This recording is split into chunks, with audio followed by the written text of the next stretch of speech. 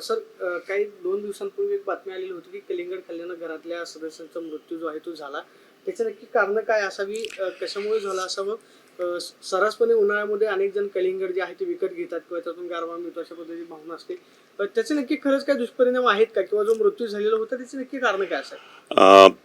ही जी बातमी आहे याच्यामध्ये असं आहे की काही लोकांनी सेलिब्रेशन म्हणून बिर्याणी खाल्ली आणि बिर्याणीनंतर त्यांनी कलिंगड खाल्लं आणि त्यामुळं अनेकांचा असा समज आहे की बिर्याणीनंतर कलिंगड खाल्ल्यामुळं त्यांचा मृत्यू झाला.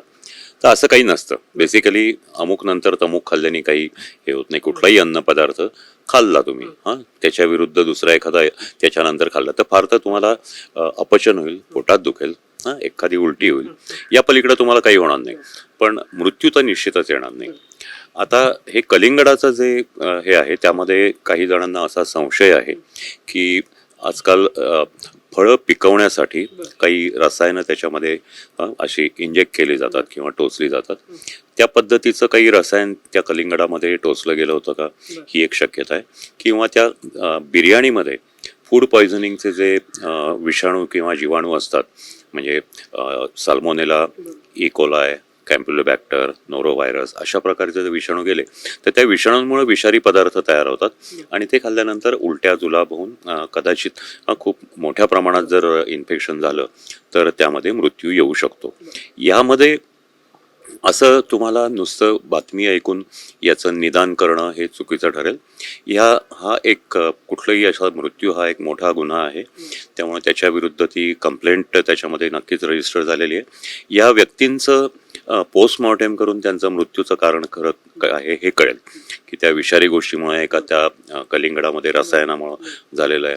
त्याचप्रमाणे फूड अँड ड्रग जे आहे आपलं संस्था FDA, तर त्यांच्याकडून या अन्नपदार्थांची तपासणी होते.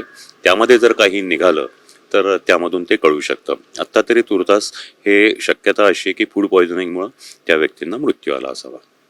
कलिंगडाचा तसा काही संबंध नसतो, शक्यतो नाही. कलिंगडामध्ये जे काही रसायन टोचले जातात किंवा त्याचा दुष्परिणाम ते नाही, त्याचा दुष्परिणाम फार तर तुम्हाला उलटी मळमळ होईल, या पलीकडे काही होणार नाही. एखादा जुलाब होईल आणि मृत्यू निश्चितच येणार नाही.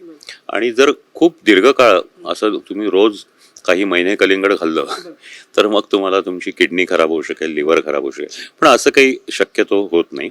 त्यामुळं आणि आता उन्हाळ्याच्या दिवसामध्ये लोक राजरोसपणे कलिंगड खातात, त्याच्यामुळं कलिंगड खाल्ल्यामुळं हा मृत्यू झाला हे नक्कीच चुकीचं ठरेल.